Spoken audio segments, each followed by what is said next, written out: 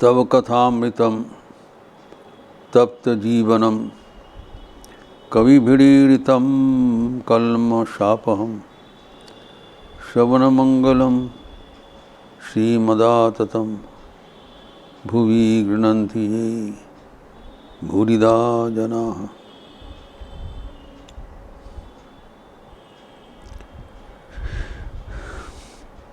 भगवान श्री रामकृष्ण श्यामपुकुर बाटी में विराजमान है। इसका चर्चा हम कई दिन से कर रहा था।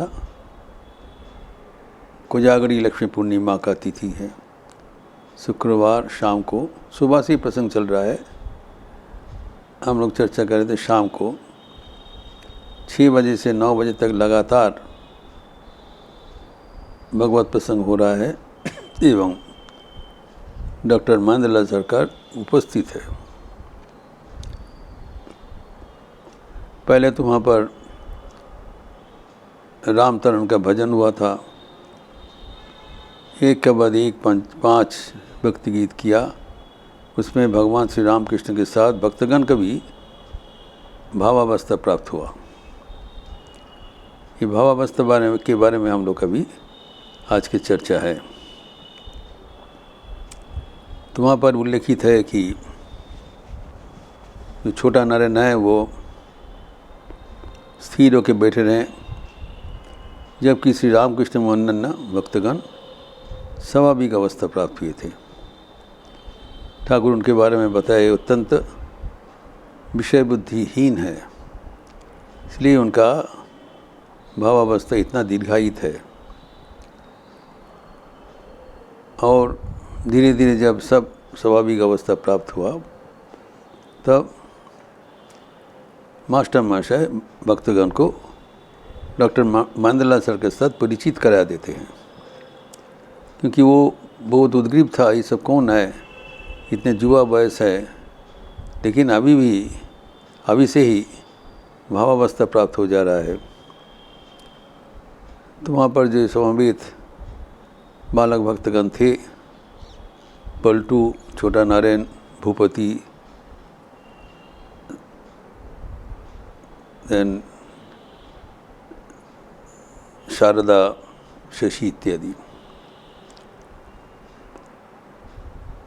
तो उनमें से शारदा, शशि अतः जो परवर्ती काल में रामकृष्णानंद हुए थे, तो बीए परीक्षा देने के लिए तैयार कर रहे हैं।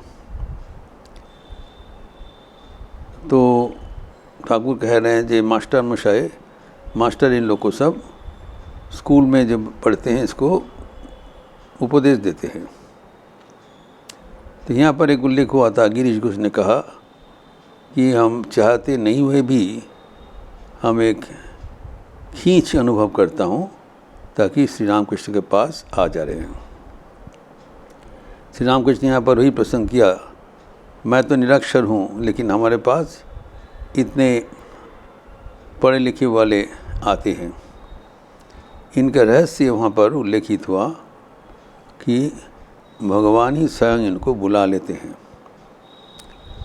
भक्त बिना भगवान रह नहीं पाते, इसलिए भक्तगण भगवान के लिए हृदय में एक खींच, एक आकर्षण अनुभव करते हैं। भगवान भक्तगण को बुला लेते हैं एवं उनके साथ सत्प्रसंग करते हुए आनंद में विलास करते हैं। तो डॉक्टर महेंद्रलाल सरकार ये सुना, लेकिन गिरीश घोष ने बताया, क्या आपका ऐसे अनुभव नहीं होता है? डॉक्टर महेंद्रलाल सरकार कहा, ये सब कहने का चीज़ नहीं है, हार्ट टू हार्ट का बात है। अर्थात पक्षांतर में स्वीकार कर लिया कि वो भी श्री रामकृष्ण के लिए एक व्याकुलता अनुभव कर रहे हैं। इसका उल्लेख हम कल किया था।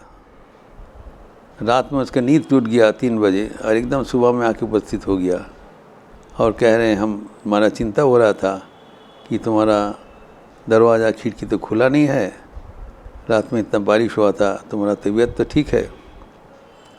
ठाकुर सुन के आश्चर्य होकर कह रहे, बोलो की गो।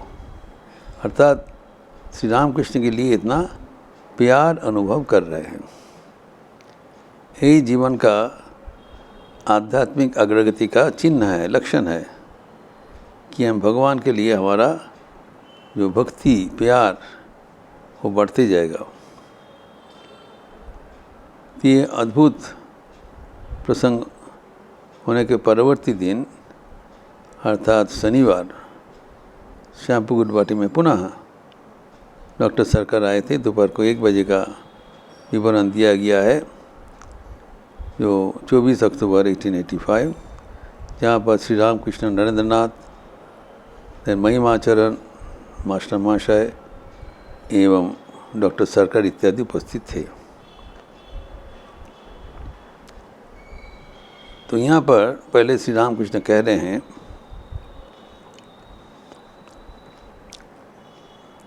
उनकी जो चिकित्सा पद्धति होम्योपैथी, ठाकुर उनको तारीफ कर रहे हैं, बोलिए अच्छा है। डॉक्टर सरकार कह रहे हैं इसमें रोगी का जो लक्षण, बीमारी का लक्षण किताब से उसको मिला लेना पड़ता है और उसका इलाज किताब में लिखा हुआ है। एवं कहते हैं जैसे पाश्चात्य संगीत है, वो स्क्रिप्ट लिखा रहता है, वो देखकर वो संगीत किया जाता है, वैसे ही ये किताब में सब लिखा हुआ है। इस प्रसंग में ठाकुर कह रहे हैं तो ठीक है, मेरा जी ये भाव होता है, हम जब भावस्थ हो जाते हैं तो हम बेहोश जैसे हो जाते हैं, जैसे मानो सिद्धि पीकर नशा हो गया, हमारी अवस्था होता है। ये किस कारण होता है ठाकुर कहते हैं, अर्थात उनका उद्देश्य ये तुम्हारा किताब में लिखा हुआ है। तो डॉक्टर सरकार बोल रहे हैं कि हमारे शरीर में अनेक स्नायुओं का केंद्र है, नर्व सेंटर्स, और जब वो तुम्हारा ये अवस्था होता है तब ये नर्व सेंटर्स विकल हो जाता है, इसलिए तुम तब लड़खड़ाते हो, क्योंकि सारे खून सीट पर चले जाते हैं, ब्रेन पर चले जाते हैं और तुम्हारा जागतिक ज्ञान नहीं रहता है। और कहते हैं कि गर्दन के ओर एक स्नायु केंद्र है जिसका नाम है मेडुला ऑब्लोंगेटा। वो उसका हानि होने से जीवन संशय हो जाता है, ये डॉक्टर बोल रहे हैं। तो अभी जो भावावस्था के बाद डॉक्टर नित ने बताया, तो हमारे जो मन का जो अवस्थाएं हैं, कहलाता है मन का 4 अवस्थाएं होती हैं, -4 लेवल्स। साधारणतया हमारे सबके मन में 3 अवस्थाएं होती हैं जो हमें प्राप्त होता है, जो कि चेतन, अवचेतन एवं अचेतन, जागृत, स्वप्न, सुषुप्ति। हमारे सबके जीवन में 24 घंटे के भीतर कभी कभी हम लोग कोई भी 3 अवस्था में हम रहते हैं। जब जागृत अवस्था में रहते हैं तब हम सचेतन रहते हैं,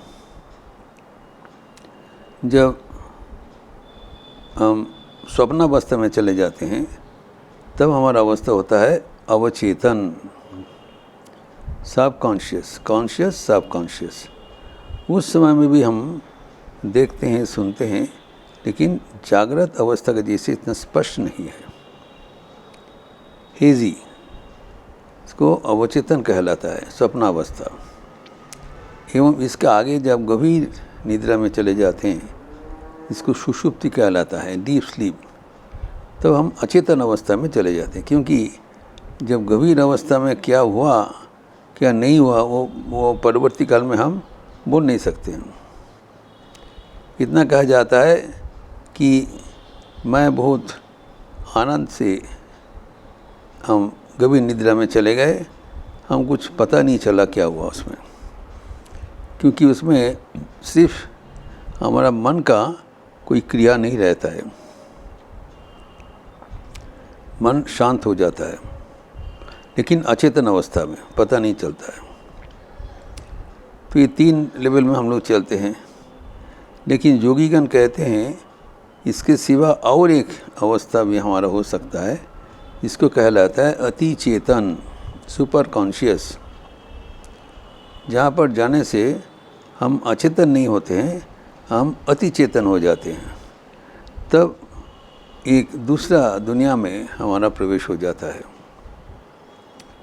उस दुनिया के साथ हमारा वर्तमान दुनिया का कोई जोड़, जैसे कि जो सपना का दुनिया और जागृत की दुनिया अलग है। तो जब नींद टूट जाता है तो सपना का जो दुनिया वो ख़त्म हो जाता है। लेकिन जब अति चेतन अवस्था में ईश्वर के साथ हमारा संयुक्ति होता है तो तुरीय अवस्था कहलाता है। ठाकुर जी भवावस्था के बाद बोल रहे हैं वो अति चेतन अवस्था का स्वरूप। और हमारा जो जीवन में जो लक्ष्य है ईश्वर प्राप्ति करना, इसका दर्शन करना, बातचीत करना, वो अति चेतन अवस्था में ही हो सकता है। मन जब चेतन अवस्था छोड़कर और भी उन्नत अवस्था में पहुंच जाते हैं, जिसका हिसाब ये उनका किताब में नहीं लिखा था। तो डॉक्टर को पूछ लिया था क्या होता है, लेकिन हमारे जो परंपरा में है वो दूसरा ओर से कहा गया है। तो ठाकुर का जब भगवत प्रसंग होता है, इसी संगीत सुना था, संगीत सुन के उनके भावस्थ हो गया, मन चला गया अति चेतन अवस्था में। न केवल ठाकुर की कि जो भक्तगण था कोई की किसी को भी वो अवस्था प्राप्त हो गया। ये कोई अवास्तव और अलौकिक चीज़ नहीं है, ये सबके जीवन में हो सकता है। ठाकुर के जो भक्तगण के भीतर डॉक्टर सर का देखा, अपने आंखों से देखा, ये अरे ऐसे हो रहा है, ही कैन नॉट डिनाई। यद्यपि इसका पुष्टिकरण उनकी किताबों में नहीं है, तब तक उनको तो दिखाई पड़ा कि भावावस्था होता है। और वो भावावस्था में क्या होता है, जो मन एक अति आनंद का अवस्था में चले जाते हैं। आनंदम ब्रह्मेति वैजनाथ कहा गया है। वो आनंद हमें सचेतन अवस्था में मिलता है, अवचेतन में मिलता है, अचेतन में मिलता है, लेकिन सबसे ज़्यादा आनंद हमें मिलेगा अति चेतन अवस्था में, क्योंकि तब हम भगवान के साथ हमारा मिलन हो जाता है। ये प्रसंग और भी आगे बढ़ाते हुए हम अगले दिन चर्चा करेंगे। ओम शांति शांति शांति। हरि ओम तत्सत। श्री राम कृष्णार्पणमस्तु। आज रविवार का अवसर है, सुबह से जप यज्ञ चल रहा है। आप लोग ज़रूर अपना अपने निर्धारित समय पर ये विश्वव्यापी जप यज्ञ में शामिल होंगे। और सुबह 10 बजे के बाद गॉस्पेल ऑफ श्री रामकृष्ण का क्लास है, मेरा ही प्रवचन होगा। एवं शाम को युवाओं के लिए व्यक्तित्व विकास का सत्र है। स्वामी विवेकानंद की रचनावली से पाठ, निर्देशित ध्यान, स्वदेश मंत्र आदि पाठ एवं स्तोत्र आदि शाम को युवाओं के लिए होगा। एवं संध्या आरती के उपरांत आज एकादशी तिथि के अनुसार राम नाम संकीर्तन होगा, लिपि दिया जाएगा। आप सबका स्वागत है। अच्छा रहिए, स्वस्थ रहिए, आनंद में रहिए। नमस्कार।